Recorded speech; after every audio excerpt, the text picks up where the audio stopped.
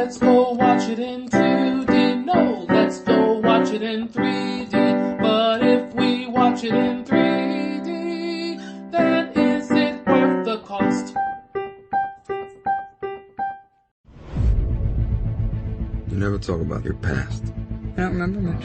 Just fragments. There was an attack. You were dying. We saved you. And now you save others. Hello. This is Adolph Vega with Christin Richard. And today we're reviewing 2017 Ghost in the Shell. As always on 3D or 2D.com reviews, we'll talk about the 3D element first. Unfortunately, the screening I went to did not have it in 3D, but you did watch it in 3D, so what are your thoughts? I thought it was a good movie for 3D. In fact, that was probably the best thing about the film, is 3D effects. There were several parts that were obviously conducive to 3D, and they were filmed in a sort of cinematic style that certainly used the format to its full. Yeah, I could kind of see that when I was watching it in 2D. I was like, this would look really cool in 3D. It's one of those movies that you're like, that would look so much more interesting if it was in 3D. Too bad it's not, The best parts that really stood out for me were when what was her name? Major? Major, when she deep dived into the geisha robot. There were swirls and consciousness and everything floating around, and then when she was attacked by the viruses, it really gave it a lot of depth. And then I also liked the cityscapes, because the advertisements, that were just absolutely crazy, and probably the way the future will go if commercialism continues to permeate our lives the way it does. Those were interesting too, of the man running and the athletes and the banners and everything that were floating around in the sky that were 3D.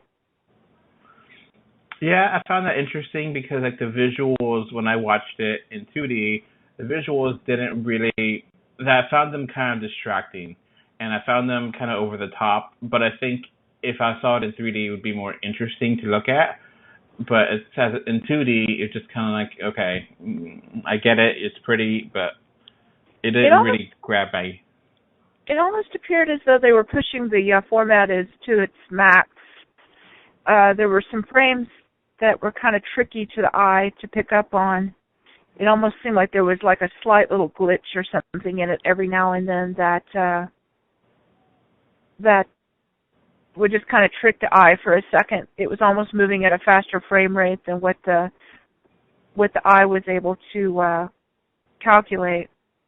And it made it kind of interesting.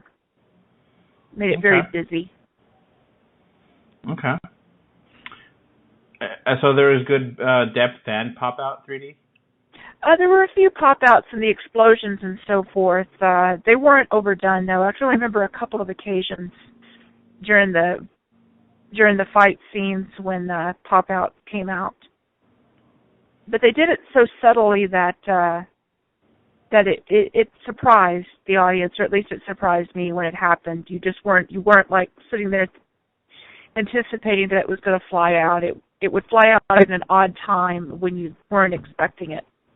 It's there was an explosion, and several seconds after the explosion and aftermath, and suddenly a piece of debris fell in front of the screen that looked like it was flying out into the audience. Okay. So overall, this sounds like you really love this 3D. Yes, I'm glad that I saw it in 3D. And what would be your verdict? Well, based upon the other 3D movies that I've seen, I thought this was one of the best uses of the format. Okay, so it sounds like you're giving a great 3D with editor's choice. So top-notch 3D here. If you're going to see this movie, see it in 3D. I would recommend that. I'm surprised that audiences aren't capturing onto this movie more, because I felt like it did such a great job of 3D. To me, that's one reason to watch the movie, even if you're not interested in the story or the backstory.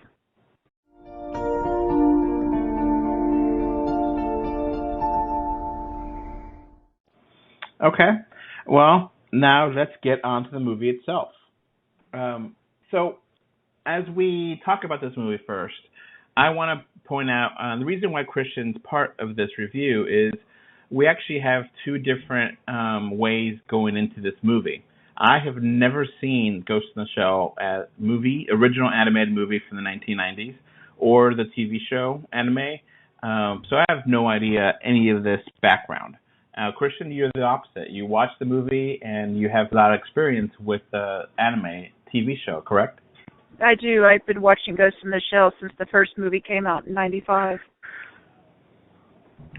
So you're going to get in this podcast review, two perspectives here and two opinions, which, if you read the review, which I'm going to link in the description below or wherever the description is on this podcast, you'll be able to see we both have different opinions on it.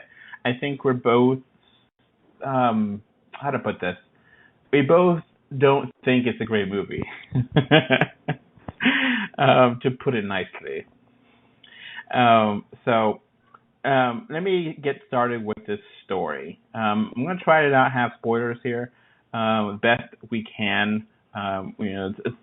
So the movie takes place in a distant future where cybernetic implants are common, and they're just part of being a human, and it's normal, just like having a cell phone. And the character of Major is one of these cybernetic people, and she is the main focus of this movie. Major, portrayed by Scarlett Johansson, works with an elite team of crime fighters, and Major is on a journey of self-discovery, and she's trying to understand her true nature. And, that's basically the movie in a nutshell. There's a lot more to it than that. Now, I have a lot of problems with this movie. So I'm going to go ahead and go first, and then, Christian, you could either comment on my things. You go ahead, and I'm happy to respond. Or you could just, okay.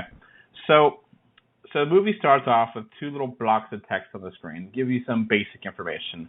I really am not a fan of this because I really feel like the setup really breaks a big narrative rule, which is they show me, don't tell me the story. It's kind of lazy as a filmmaking to just, hey, here's a block of text, you read that, and that's the story. And it's like, wait, I don't know anything here.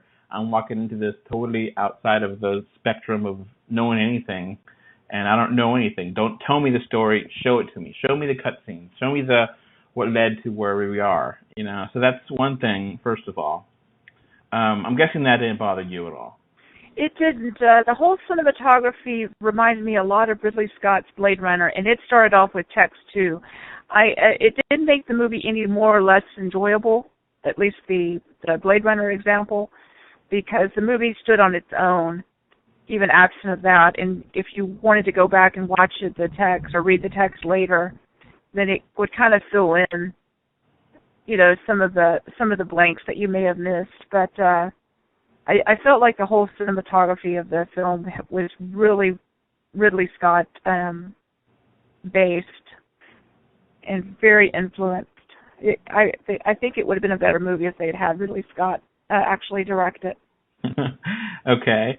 So I really don't feel like I got a real introduction to these characters, just kind of throw at you.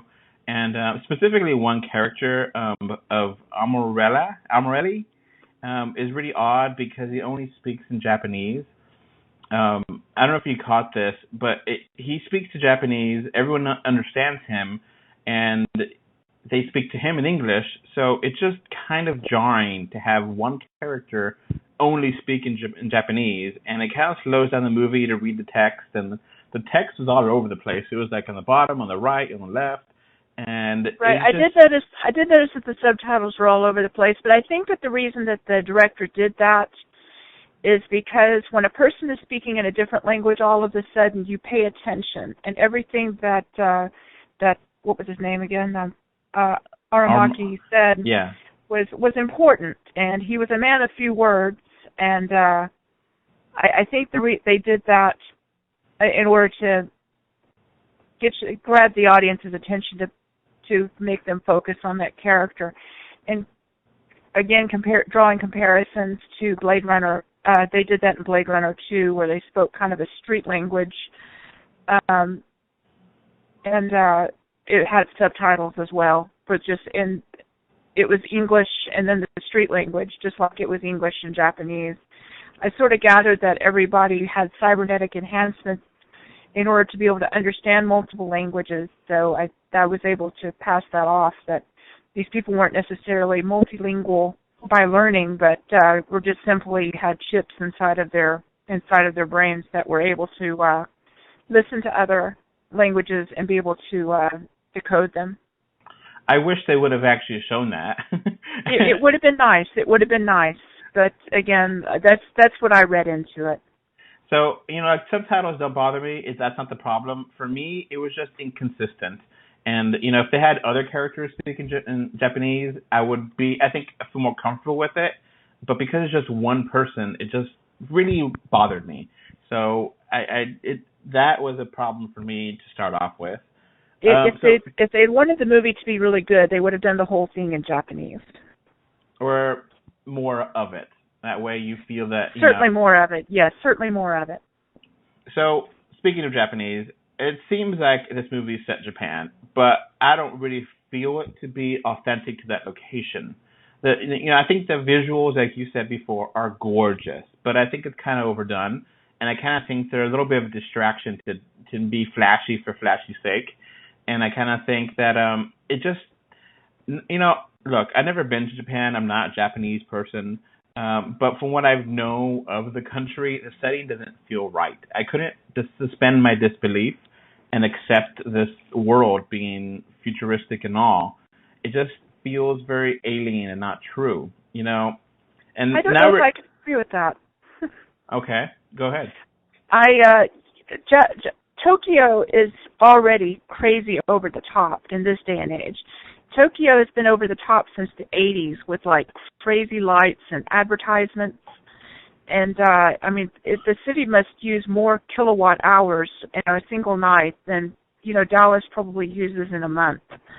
And especially along the coastlines. And you take, 200 or 300 years, or even just 100 years from now, there's no telling how crazy and how just sensory overload that Tokyo, especially the Tokyo coast, would be. And I don't think it's too far-fetched to think that as technology grows, that it would be not unlike they were showing in the film. Oh, okay. I think, the flashiness is one thing, but, we're going to have to get into the whitewashing controversy here, because I think it actually hurt this movie.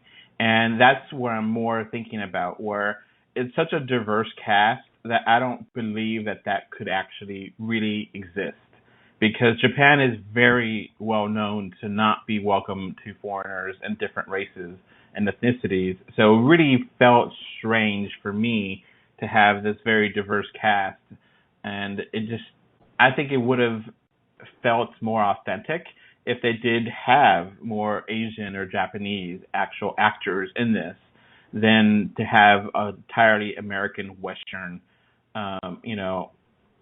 movie. And if they wanted to make it more Western, they could have set it in a futuristic New York City or something. Everyone knows that New York is a very diverse location, and it would have worked better.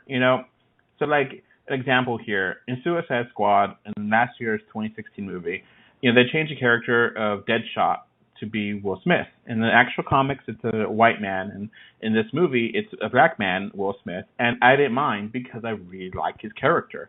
They really made it his own, and I really feel like these characters didn't make it their own. I just don't connect to any of these characters, and I wasn't sold on either of the characters or the setting. And, Major as a main character is boring to watch on screen. She just doesn't have any emotions or any kind of anything to her. So I guess they're trying to be robotic, but it was just annoying to watch her on screen. I really hated her. I don't care about her at all, because I know she's supposed to be a cybernetic human, but it was just a really bad performance from Scarlett Johansson, and I just didn't like it. I don't like any of these characters at all. I can't remember anyone that I really felt I liked. I just thought they're all basic one-dimensional characters, you know. So I didn't like the characters to begin with, and I didn't think they really fit the setting. You know, it just didn't feel right. I felt like Scarlett Johansson wasn't too far of a stretch from the anime character. She does appear very white in the film, or in the anime, but you could probably go into any Japanese animated film, and it's often that most of the characters look white. And in fact, if there is a Japanese character, they usually become caricatures of the Japanese characteristics. And so if you're going to make an anime movie, it's probably not, I don't know if I would necessarily consider that whitewashing. That said, it would have been nice to have had a few more Asians in there. I think that the part of Major, played by Scarlett Johansson, probably wasn't too far of a stretch, because in costumes she did look a lot like Major from the animated series. And she's pretty cold on in the cartoons as well. Cartoons, I shouldn't call them, the anime. She's pretty cold and robotic. But I'm not sure how much of it, through the portrayal of Johansson, was necessarily portraying of Major's character, or how much of it was just Scarlett Johansson, because I joke in my review of calling her like the Keanu Reeves of with the female Keanu Reeves, with just her cold deadpan delivery on just about every movie that I've seen her make. I like her as in the Avengers movies as Black Widow. It's kind of weird because she's the one character that you think would have her own movie, but never has had one. And when you see her in this movie and other movies like Lucy, you just don't like her. I just don't like her performances. So it's maybe that's why she can't have her own movie. I think her performance as Black Widow is very similar to everything else that she's done, including this movie. Just kind of numb and neutral, almost bordering on schizophrenic or something. Well, I definitely think this is her most bland and most inspired acting performance. I just didn't like her at all. Yeah. Now, I think for me, the story and the characters and the setting, I have problems with that. But I think the biggest problem I have with it is just the fact that it doesn't have a soul to it. Now, I get it. Some movies don't need to have souls. Some movies are just, fun entertainment. And I could totally go with that. That's not a problem. But the fact that this movie really tries to have a soul and tries to explain itself as, I don't know if you caught it, but they said, "You're a ghost in the shell," 6 times in this movie. And it drove me crazy. I don't know if you caught that. They said the title. Well, they make references to that in the anime as well, because the whole thing is that she's the soul placed inside of a robot. Her brain was placed into a robot, and therefore she's considered a ghost in the shell. But they never explain what that means. They never actually dive deep. You said there's a scene where she dives deep into a computer. Well, why don't you ever dive deep and see into what it is to be a ghost in the shell, what it is to be a person, in a machine. I think a good example of this for me would be maybe explain if she eats or drinks, because having a robotic body, she wouldn't need to eat or drink. But being a human being, that would be something that she would be very used to, being a normal thing. And, be able to digest, both literally and figuratively, the idea of what it is to be a human being, to say, I don't need to eat because I don't want, I don't have a feeling, but I like to eat because it's an enjoyable social experiment, and it's enjoyable to... It wouldn't have been bad if they had put stuff like that in there, I agree. That's how you could make it, have something in there. And there's a scene here, not to really spoil it, but there's a scene here with the character, it's an older Asian woman, and she's speaking to Major, and this scene is supposed to be a touching scene, and I think it falls flat on its face, and I just don't believe it. I don't believe that this is something that could really happen in the story, and it just didn't feel right. It just, they're trying to have a soul there and trying to say, hey, we have a good, character moment, but it just didn't work. You know what I'm talking about? Yes, I could agree with that.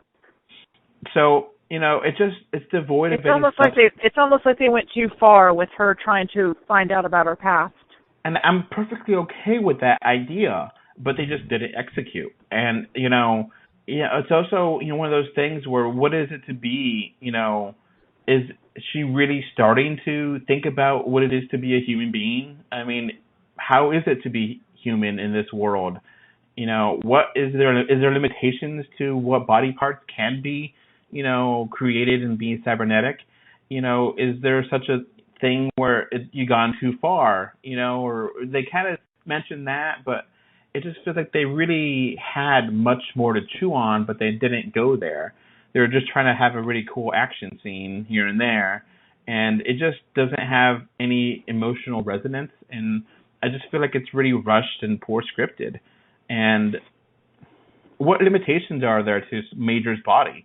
There's a scene where she is trying to help out her friend, without spoilers, and she does something that would be impossible as a human being. But okay, so what? Who cares? Just give her new arms, whatever. Why is that emotionally important? Whenever if it's a human being losing their arms, it'd be much more impactful.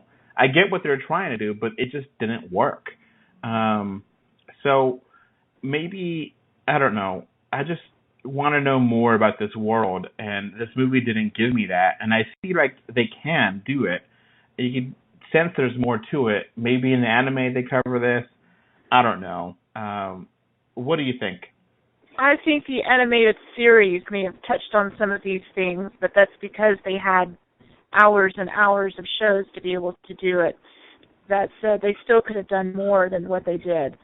My biggest beef with this movie was the fact that I felt like all of the fighting and violence scenes and even slightly sexual and sensual scenes were all muted as much as Johansson's character herself.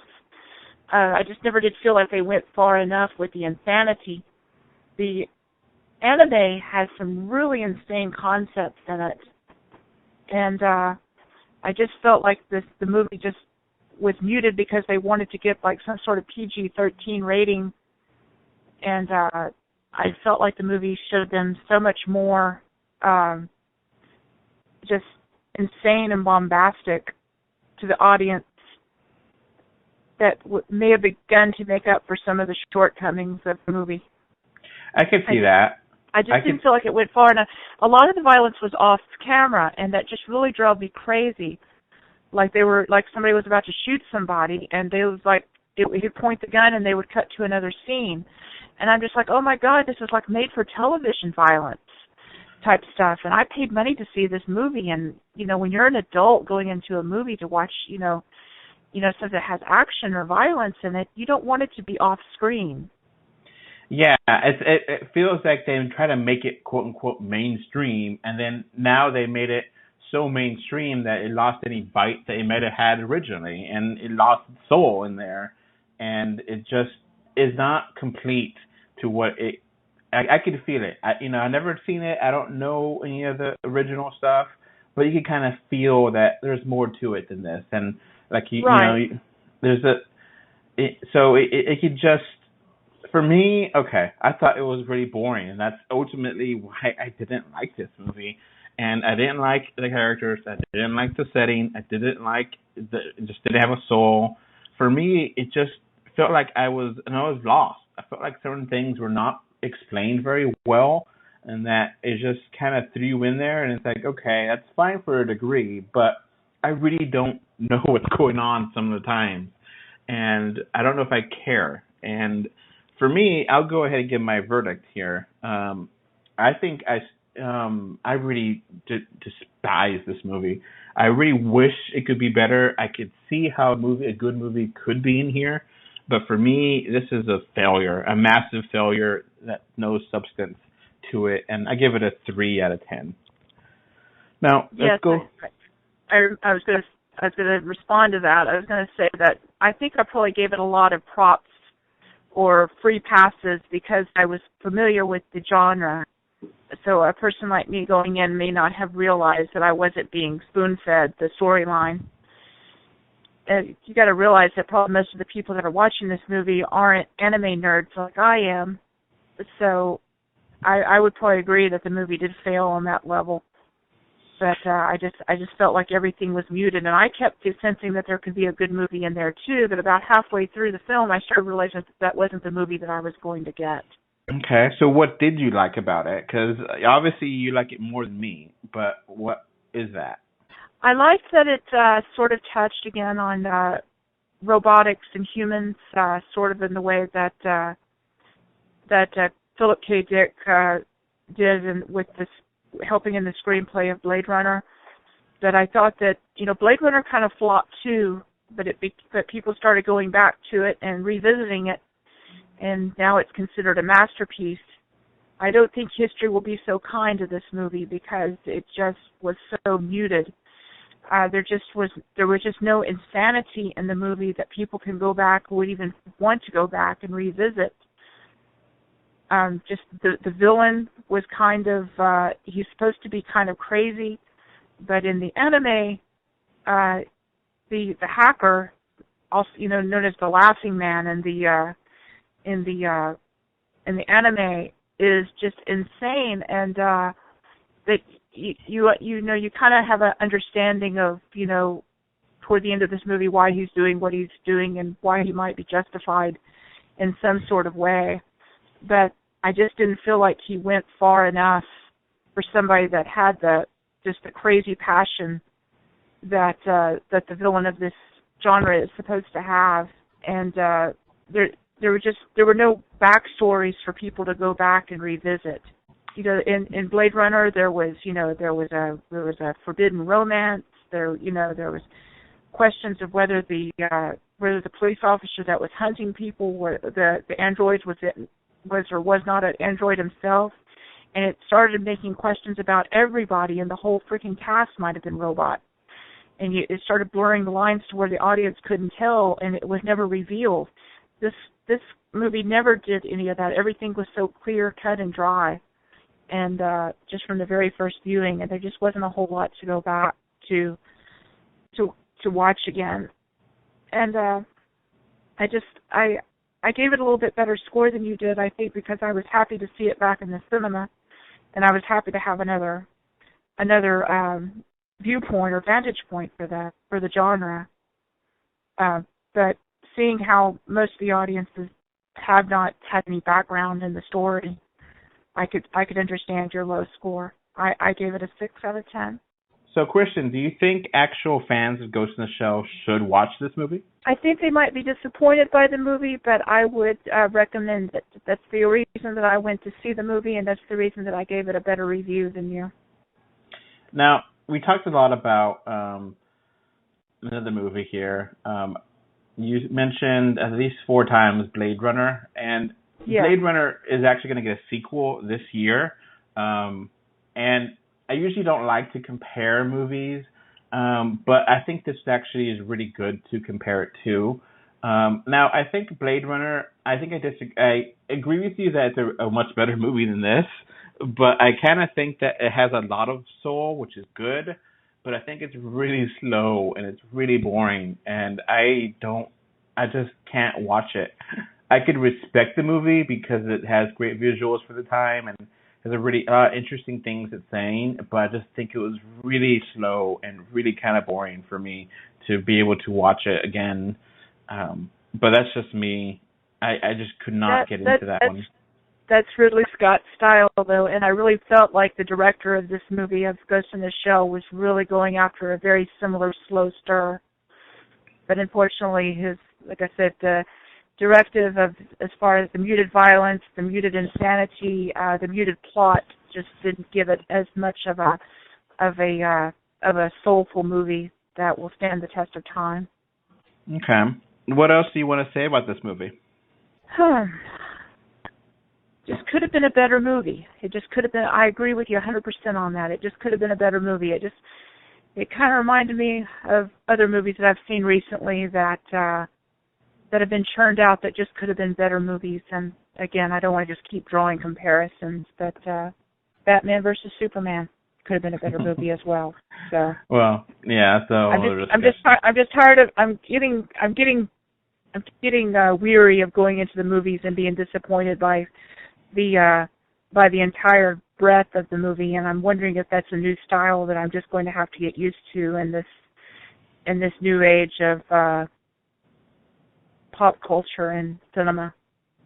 You know, I always try, and that's I think one of the things that I always want to have an open mind and judge things on my own merit, and I don't care if LA Times or New York Times or whatever, the Daily Bugle or Daily Planet say a movie is great or terrible beforehand, or I want to try to always judge it on its own merit, and so I was excited kind of going into this, like this would be interesting. I don't know anything about this, and let's see if I like it. And unfortunately, I kind of agree with all the other critics out there, which sometimes I do, sometimes I don't, and this one, it just doesn't feel right, and it's hard. I think that the reviews that I've seen seem to slack it over with the whitewashing. It really had very little to do with the movie overall,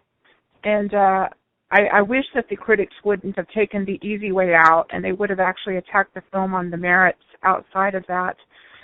Because there's plenty of movies that have changed the nationality of main characters, and they do okay. And it just, that's not the reason the movie failed. And I feel like that's what it's going to get. It's going to kind of get thrown into the dustbin of history as, well, this is a whitewash film, don't go see it, and without allowing the director to kind of maybe learn from the mistakes of this. It could have had an all-Japanese character or cast in it with Japanese subtitles, filmed in Tokyo, and this movie still wouldn't have been any more exciting to me, and it would have probably received the same score. Yeah, that's a very important thing. Look, I don't like the characters, and I don't feel it's authentic. And if they would have made them authentic, if the characters weren't good to begin with or weren't good representations of the characters, it's a problem with the story. Characters are a massive element of the story. So it is important, but it's not the only thing, If it had more of a soul to it, I could forgive certain things. If the acting was top notch, I could forgive a lot of things, or I could just overlook other things, It just depends on how it actually is. If it is, if they did do amazing performances here and it's something that you never seen before, I could totally forgive, changing things up. I'm totally okay with changing things up. I'm not against that. That's perfectly fine. If they want to change things up in the future, so be it. But they got to justify it. They got to set it. And I didn't feel like they sold it here. For me, and I didn't feel like they really could have. I think they could have done more. It's really strange to have like all the Asian names to characters and not have them be Asian. So if they want to, change the character of Bato to be African American, then have him have an African American, name. It just seems really out there to have those changes. So. Do you think the anime holds up after all these years? If people should watch the original? I do, because the main reason is because the characters are complex. All the characters in this movie, maybe with the exception of the Asian man that spoke Japanese, were just very bland and very monodimensional. There was just no humanity to them, and there was no complexity to the story either. The characters were just as one-dimensional as the storyline itself, and the anime has backstory on top of backstory, and they don't always explain the whole backstory. And You know, it's just over the top stuff. Would you like over the top complexity? Would you like to see the original anime converted to 3D? If it would look right, if it would look better than the Peanuts movie. Okay, so I think that's pretty much it here. Yeah, it's a disappointing movie. It's just bad. It's just unfortunately not as good as it could have been or should have been. And for me, if you're not a fan of it, if you never heard of the genre, you're probably still gonna think it's meh. I think anybody who's interested in this genre would be much better served watching the anime. Now, is the anime original? Does it have a decent English dub, or is it just going to be in full Japanese? I think there is an English dub, but I never watch those, or very seldom watch those. I know the English dubs can be very random. Sometimes it can be really good, sometimes it can be really bad. So sometimes their translations kind of sound awkward when it's dubbed, and it works out a lot better if it's subtitled. Okay, so just to wrap up again, I gave it a 3 out of a possible 10, and Christin, you gave it a 6 out of a possible 10. But you do think Go ahead. But you do think the 3D is excellent, and if you do watch it, you need to watch it. The 3D was the saving grace of this movie, and I wish that critics would have given it some merit for that instead of just focusing and trying to change the world by calling a box office dud whitewashed, because there's so many movies that are whitewashed that the Marvel movies, come on, and the DC movies as well, those were whitewashed as well, and Doctor Strange comes to mind. Doctor Strange seemed to get better reviews.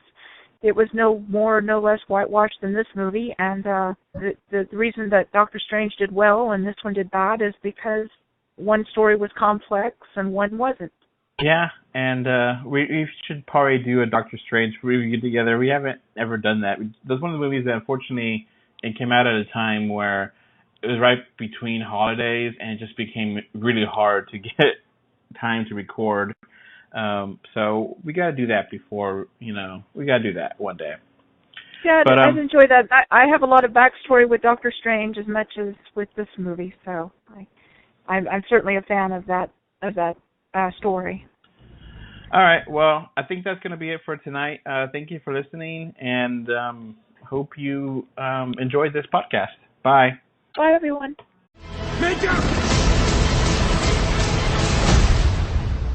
They created me, but they cannot control me. All right, so that's going to wrap up this podcast. Remember to like, comment, favorite, subscribe, love, whatever. Heart it, do something. 3D or 2D.com can be found on Facebook, Twitter, Instagram, YouTube, iTunes, Google Play, Stitcher Radio, and SoundCloud. And if you want to send us email, our email address is email3d or 2d@gmail.com. And thank you again for listening. Bye. Thanks. Bye. Bye, everyone.